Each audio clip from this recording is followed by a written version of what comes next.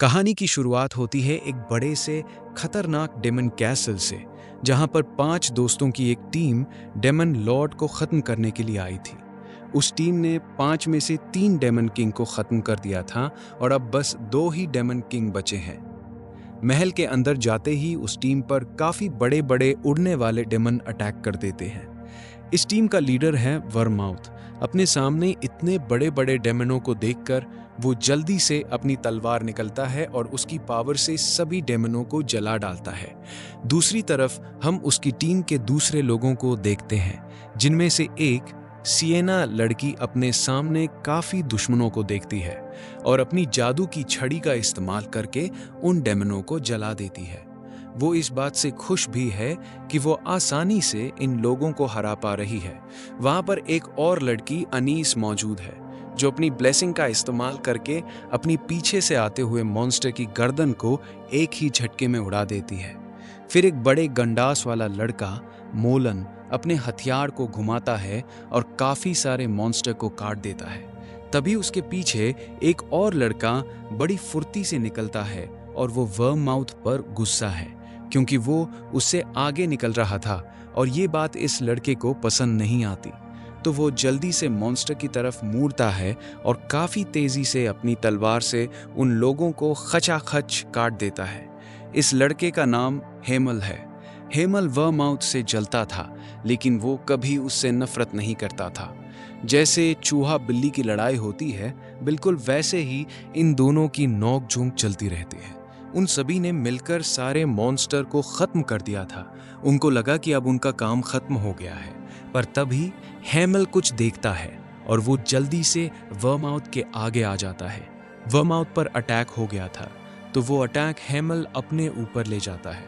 उसकी छाती में एक बड़ा सा सुराख हो गया था और ये अटैक उस डेमन किंग ने किया जो अभी तक छुपा हुआ था। जैसे ही डेमन किंग अपना अगला अटैक करने के लिए तैयार होता है कि तभी वर्माउथ आगे बढ़ता है और उस डेमन किंग के आते हुए अटैक से बचते हुए उसको अपनी तलवार से काट डालता है।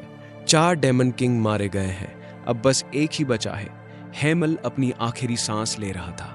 उसको इस हालत में देखकर उसके साथी डर जाते हैं और वो उसके पास आ जाते हैं। वर्माउथ का कहना है कि हेमल को इस तरह से अपनी जान जोखिम में नहीं डालनी चाहिए थी, लेकिन हेमल को कोई फर्क नहीं पड़ता क्योंकि उसको एक बढ़िया मौत मिल रही है। हेमल अपने सभी दोस्तों से वादा करवाता है कि वो सभी डेमन किंग को खत्म कर दे और वर्माउथ इस बात का प्रॉमिस भी करता है कि वो डेमन किंग को खत्म कर देगा। अपने आखिरी समय में हेमल लड़की अनीस से अपने लिए प्रार्थना करवाता है। ताकतवर लड़के मोलन को बोलता है कि वो काफ़ी स्ट्रांग है और सिएना को अपने दिल की बात बोलने वाला था कि तभी कहानी बहुत टाइम आगे चली जाती है, जहाँ पर हम एक बच्चे को देखते हैं जो कि 13 साल का है और उसका नाम यूजीन लायनहार्ट है। यूजीन एक हिस्टोरिकल बुक पढ़ रहा होता है, पर अचानक से उसको गुस्सा आ जाता है क्योंकि वो इस कहानी में लिखी बातों से बिल्कुल भी एग्री नहीं है। उसे लगता है कि हेमल के साथ बहुत गलत हुआ है, उसने तो ऐसा कुछ बोला भी नहीं था। यूजीन को बुक ऑथर पर काफ़ी गुस्सा आ रहा था। उसको लगता है कि ऑथर ने सब कुछ अपने मन से लिख दिया है, कुछ भी सच नहीं है। अगर यूजीन को उसका पता मिल जाए तो वो अभी के अभी उसकी माँ बहन करके आ जाएगा, पर तभी उसे एहसास होता है कि वो कुछ ज्यादा ही सोच रहा है। 300 साल पहले जब हेमल उस डेमन किंग वाली लड़ाई में मर गया था, तो ठीक उसके बाद उसका पुनर्जन्म वर्माउथ के घर पर हुआ, यानी कि यूजीन हेमल का रिकार्नेशन है, जो वर्माउथ का डिसेंडेंट बनकर आया है। हेमल एक अमीर परिवार का लड़का था। उसकी एक बीवी थी और साथ में कुछ मिस्ट्रेस भी थीं, जिससे उसकी जनरेशन काफ़ी बड़ी थी।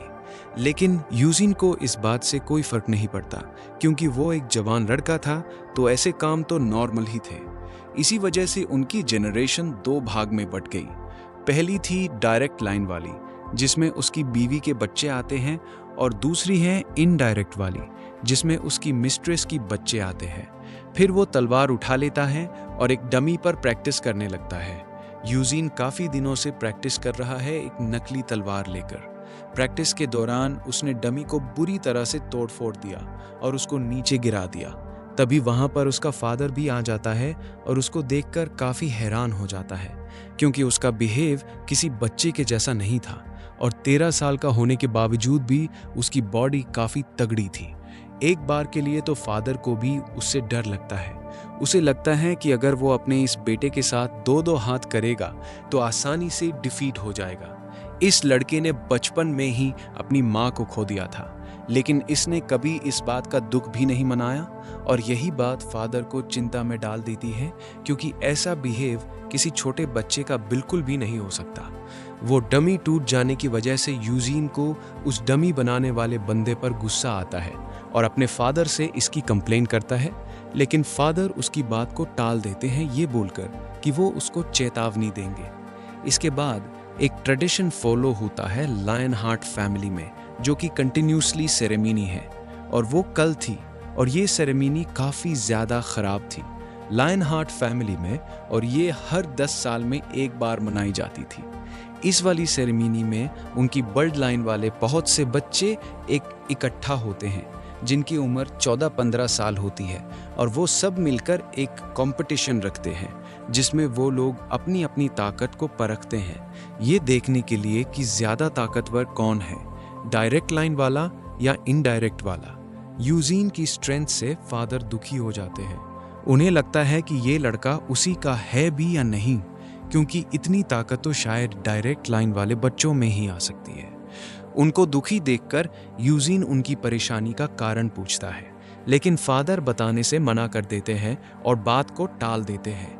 लेकिन यूजीन को इस बात का अंदाज़ा ये है कि उसका फादर इसलिए दुखी है क्योंकि उसके अंदर कोई टैलेंट नहीं है और वो अपने आप को बेकार समझते हैं। यूजीन इस इनडायरेक्ट लाइन वाला लड़का है, इसलिए फादर चाहते हैं कि यूजीन इस सेरेमनी में भाग बिल्कुल भी ना ले। हो सकता है यूजीन उन बच्चों से हार जाए, क्योंकि बचपन से ही यूजीन नकली तलवार से प्रैक्टिस कर रहा है और डायरेक्ट लाइन वाले बच्चे मना वाली तलवार से प्रैक्टिस कर रहे हैं और वो जिस भी हथियार से चाहे उससे लड़ सकते हैं। हालांकि फादर के सामने तो यूजीन मना कर देता है, लेकिन मन ही मन वो सेरेमनी में भाग लेने का प्लान बन चुका होता है। फिर वो सामने पड़े उस डमी डॉल के टुकड़े टुकड़े कर देता है और डायरेक्ट लाइन वाले बच्चों का सामना करने के लिए काफ़ी ज़्यादा एक्साइटेड होता है। अगले दिन फादर यूजीन को गाड़ी में बैठाकर भेज देते हैं। रास्ते में यूजीन पुरानी बातों में खोया हुआ है। उसे लगता है कि पिछले जन्म में उसकी ग्रोथ रेट काफ़ी ज़्यादा बेहतर थी। दूसरे बच्चों के मुकाबला वो काफ़ी अच्छे तरीके से चीज़ों को सीख लेता था, लेकिन एक बार वर्माउथ उसको अच्छे से ध्यान लगाने को बोलता है तो हेमल इस बात पर चिढ़ गया था, क्योंकि वो तलवारबाजी की प्रैक्टिस कर रहा था, लेकिन फिर भी वर्माउथ उसको ध्यान लगाने को बोल रहा था। इसी बात पर हेमल उसको डांटने लगता है कि सब लोग उसकी तरह पावरफुल नहीं हो सकते। हेमल ये बात अच्छी तरह से जानता है कि वो सर्वगुण संपन्न नहीं है और उसमें कुछ कमियां हैं, लेकिन वर्माउथ जैसे ही बच्चों को गॉड ऑफ वॉर का टाइटल मिलता है क्योंकि वो काफ़ी ताकतवर होते हैं। यूजीन को एक बात समझ में नहीं आती कि जहाँ तक उसने किताबों में पढ़ा है, वर्माउथ काफ़ी स्ट्रॉन्ग था और वो अपने आखिरी समय तक लोगों का प्यारा बना रहा, लेकिन उसको ये बात परेशान कर रही है कि डेमन किंग मरा या नहीं, या वो अभी भी जिंदा है, क्योंकि किताबों में इस बात का कोई जिक्र नहीं है। वर्माउथ पॉपुलैरिटी गेन करके मर गया, सिएना को लेवल अप मिल गया और वो ब्लेसिंग वाली लड़की अनीस उसको एक होली चर्च में जगह मिल गई और उसने भी खूब नाम कमाया, जिसकी वजह से उसका नाम किताब में भी लिखा गया जो आज तक मौजूद है। और वो ताकतवर लड़का मोलिन, उसने भी अपनी ताकत के दम पर अपना एक अंपायर खड़ा कर लिया, लेकिन डेमन किंग के बारे में कोई जानकारी नहीं। हो सकता है वो आज भी जिंदा हो, और यही बात यूजीन को परेशान कर रही थी। तभी उसके सामने बैठा आदमी उसकी परेशानी का कारण पूछता है तो यूजीन मना कर देता है कि ऐसी कोई बात नहीं है। वो आदमी उसके साथ ही आया था। वो एक गार्डन है, मतलब उसका नाम सर गार्डन है। रास्ते में वो यूजीन को सारी बातें बताता है कि कहाँ से लायन हार्ट की ज़मीन शुरू होती है और कहाँ उनके दुश्मन हैं। यूजीन को लगता है कि अगर वो लायन हार्ट के इलाके में है तो वो अभी उतर क्यों नहीं सकते, जिस पर सर गार्डन बताते हैं कि वो ऐसा नहीं कर सकते क्योंकि उनको उतरने की परमिशन अभी नहीं मिली है और डेस्टिनेशन भी उनकी काफ़ी ज़्यादा दूर है। सर गार्डन से बात करते हुए यूजीन को बिल्कुल भी मज़ा नहीं आ रहा था, क्योंकि वो उसको बोर कर रहा था। उल्टी सीधी बातें बताकर बकवास सुनते सुनते वो लोग महल के सामने पहुंच जाते हैं। तो सर गार्डन गाड़ी से उतरकर लायन हार्ट के मेन स्टेट गेट पर उसका वेलकम करता है।